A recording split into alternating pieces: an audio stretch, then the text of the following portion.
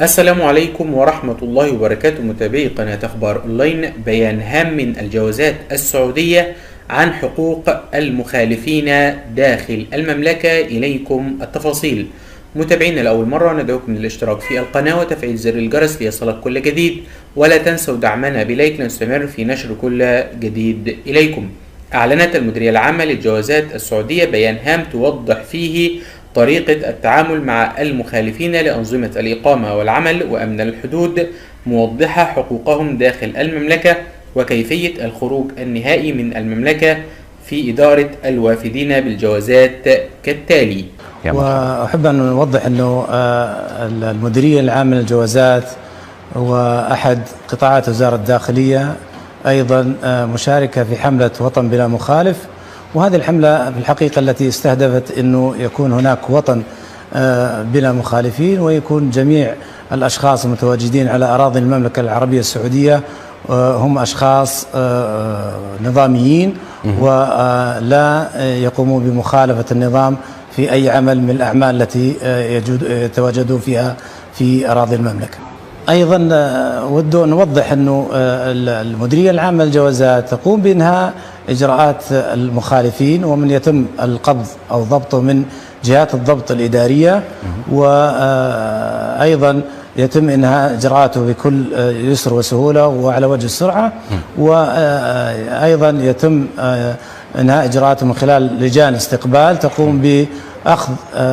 هؤلاء الأشخاص وأخذ بياناتهم والتأكد منها، ومن ثم أخذ خصائصهم الحيوية، ومن ثم أيضا التحقيق معهم وإعطائهم كامل الحق في الدفاع عن أنفسهم في حال كان هناك أطراف أخرى شاركت في التعاون معهم أو التستر عليهم أو مد يد العون لهم. ومن ثم يحالون إلى اللجان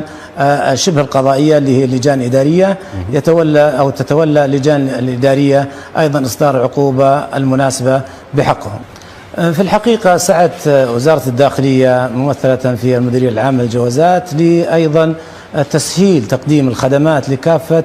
المواطنين والمقيمين على حد سواء، وذلك من خلال خدمات أبشر، منصة أبشر التي تشرف عليها وزارة الداخلية، وقطاع الجوازات كقطاعات وزارة الداخلية يقوم بتقديم هذه الخدمات عبر هذه المنصة، وذلك من خلال قدرة الأشخاص الدخول على هذه المنصة، وأيضا قيام بالخدمات وإصدار الخدمات من قبلهم شخصيا. وفي الحقيقة هذه الخدمات والتوسع في الخدمات الإلكترونية ساهم بشكل كبير جدا في الحد من المخالفات، بحيث أصبح المقيم والوافد من حقه أيضا الدخول على النظام والاطلاع على سجلاته وبياناته ومعرفة تاريخ انتهاء إقامته، ومن ثم أيضا قدرته على تجديد إقامته، وأيضا بعد أن تم أيضا الاعتراف بالهوية الرقمية أصبح من حق المواطن أيضا والمخالف والوافد أنه تكون وثائقه على جواله وعلى أيضا مقربة منه في أي مكان طلبت منه هذه الوثائق، بإمكانه عن طريق الهاتف أنه يقدم هذه الوثائق لرجال الأمن في أي موقع كان. وهذه ساهمت بشكل كبير جدا في عملية أيضا تقليل المخالفات وأيضا نشر الوعي لدى في الحقيقة يعني كل أجهزة الدولة في المملكة العربية السعودية يعني شريكة في هذا الهدف الأساسي اللي هو وطن بلا مخالف، والوصول إلى هذا الهدف تتكامل فيه كل الجهود في كافة أجهزة الدولة في محاولة إنهاء إجراءات المخالفين أولا بأول. على سبيل المثال أجهزة الأمن تقوم بعمليات الضبط الميداني وأيضا إحالة هؤلاء المخالفين إلى لجان فرز، والحقيقة لجان فرز تشترك فيها وزارة الموارد البشرية وممثلة من مكاتب العمل وأيضا أمارات المناطق وأيضا طعمرك الجوازات، وتقوم هذه الجهات بالتأكد من المخالفة وأخذ الخصائص الحيوية للمخالفين، وأيضا مسيرة المخالف أو رحلة المخالف لإنهاء إجراءاته التي لا تتجاوز أوقات بسيطة. وهنا